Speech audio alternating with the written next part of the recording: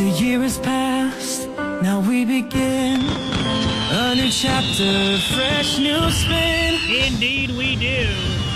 Last show for 2025. Welcome to it. My name's Andy Austin at 641. Thank you for supporting local today. And going around the room on this one, you don't have to overthink it.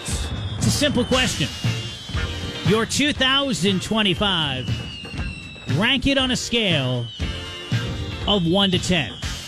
Not what you're going to think of in a minute. Not what you're going to think of in 5 minutes. It's not like the argument where you have the argument and then you have all the great answers when you walk away from the argument. No. Impulse, what do you say on this one? 324-1220. All over the board on this one. Sharon's got a 7.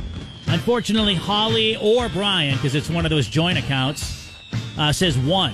Definitely a rough year. Hopefully you have a better 2025. That's what you hope for everybody. I love what Mike says, because on the other end of things, Mike is a perfect 10 for this year. Richard, a often contributor to our social media, which, by the way, if you're not connected with us on social, whether it's Facebook, Instagram, those are the main places that we do hang out, you're missing a big part of the party. So give us a follow on Instagram, like us on Facebook if you haven't done so already. You get a little piece of the action there. Richard is like so-so. Like 1, 10. Those are the two numbers. You can choose either those numbers or anything in between. So-so, not a number. But we're going to give you a 5 on that one, Richard. And, geez, I don't mean to laugh at this one because it just kind of caught me off guard. Is there a negative on your scale? Come on, Brenda. I get it. That's because it's wrapping up doesn't mean it was a good year. 324. We've got a 2 on that one. All right, 283, a little more optimistic. Let's see, 8 out of 283. Becky checked in from Springvale. Somewhere in the middle with 5. That's exactly the middle, Becky. I can't choose one number. If I have to, because it's what I'm asking everybody else to do, I'm going to say 7. 7, just because I'm an optimist. I was going to say 6, and it hasn't been better than 6 because of the balance of life. There have been phenomenal things that have happened this year, some on this radio station I'm very proud of, and together as a team we've accomplished a lot with our little group here.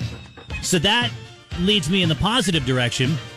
Personally, some great things have happened as well, but I've struggled with a lot of self-worth issues, and I think a lot of that's coming to head this year. And I'm not saying I ignored it in the past. I knew that they were simmering there, but you can, sometimes when you don't want to deal with something, you just keep on plowing. You keep on plowing and you achieve certain things, and you don't necessarily deal with the things that you need to deal with. But eventually that's going to come to the surface. And I think a lot of that kind of did replay the tape from decades ago and say, you know what?